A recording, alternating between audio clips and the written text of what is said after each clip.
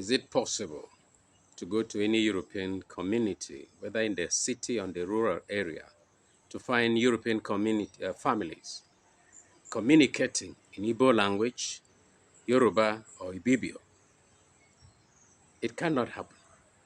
Yet, what we observe in Nigeria is actually Nigerians in the rural areas, grannies, grandpas, communicating with their children and grandchildren of the nursery school age in English language. Have you ever observed the difficulty, the stress these people go through? In this video, we are exploring the difficulties millions of illiterate Nigerian parents and relatives are going through in their bid to try to communicate with their nursery's grade children and grandchildren. So grab a seat, sit down. Let's interrogate this issue. See how it started, why the problem started, why did it start in the first place, and what are the consequences now and in the future. So let's begin. How did it start? Nursery education, the idea of nursery education is alien to us. It happened about the late 80s, early 90s, and thereabout. We used to go to primary school once we are age 6, and from there we proceed to the university and the rest. But about the 90s, the nursery school dawned on us, and so people began to build nursery schools so that the youngsters could begin their education.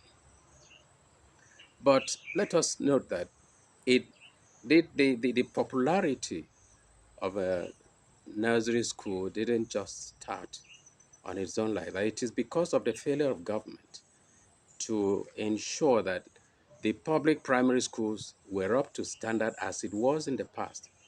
So people observed the loopholes, the weaknesses, and so capitalized on these. And so it catapulted the growth of nursery school, and soon it became a fashion thing, fashionable, became a status quo. A family has to have children in nursery school, otherwise you're considered backward, you're considered not worthy. And so it has this social angle to it. And so people jumped upon the bandwagon without observing the disadvantages that come with it. So, why did it happen? Why do people get so attracted to nursery education? Even people who cannot afford it. Why? It is because of the the Nigerian mentality that English language, your proficiency, your ability to speak immaculate English language or to speak English language for that matter at all, is an indication of high intelligence, that you are, you can handle education, you become educated. But as evidence shows, those things are only suppositions. Researchers have shown that children who go through nursery education, compared with other children who go through the ordinary primary education, they compare. That is, they are at par beyond the early education. When it comes to activities, academic activities at the secondary school and the university, there's no difference. So, in other words, the nursery education does not confer any benefit, extra benefit on the children who attend. And it does not, that the fact that the other children have not attended nursery school does not depreciate anything from them. It is only a question of our perception, because from there on, statistics, scientific studies have shown that from that level of higher education, Different things are required, not necessarily your ability to speak English. And in fact, English does not have much to do with that. And so, all the same, we experience it here. And why does the problem of communication exist? The difficulty between the generation, the older generation, the grandmothers, and the mothers who themselves may not have been to school. Why? It is because at the nursery school, like many other places, but a lot more emphasis is placed in nursery school. The teaching is done in English, exclusively English.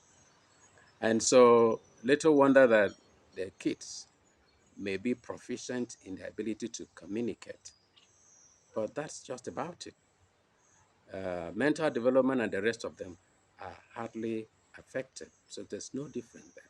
However, it still happens. Now, what are the consequences of having children go through nursery school before joining university and the rest? There are lots of them, but for the sake of brevity of this video, I want to mention a few.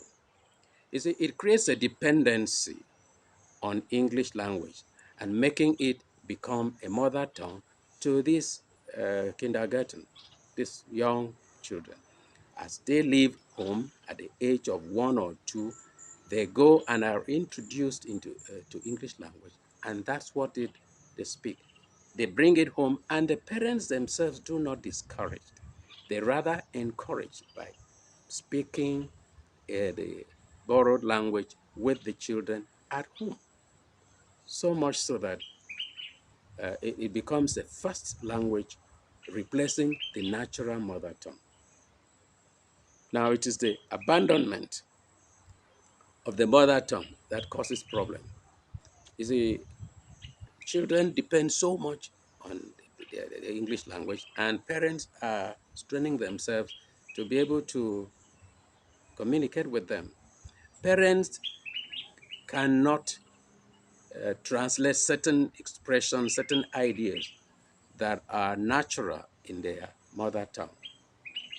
And so children therefore they have a deficit in the knowledge of their culture, their tradition, and those other things. Many of them do not know the names of plants and things around them because some of them cannot be translated into English.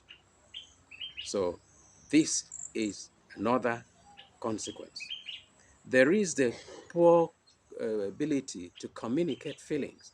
You know, in your mother tongue, there are expressions, there are words, there are ideas that can better be expressed in the natural mother tongue.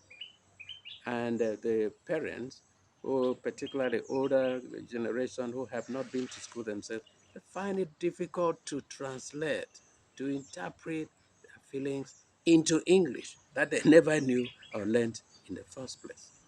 And so the next one is that carrying this idea of English and all that to till the secondary school and the university, it creates foreigners among us.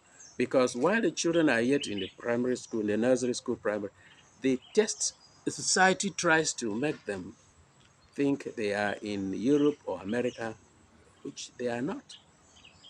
The kind of food they are introduced to, the kind of behavior and all that is the westernized way.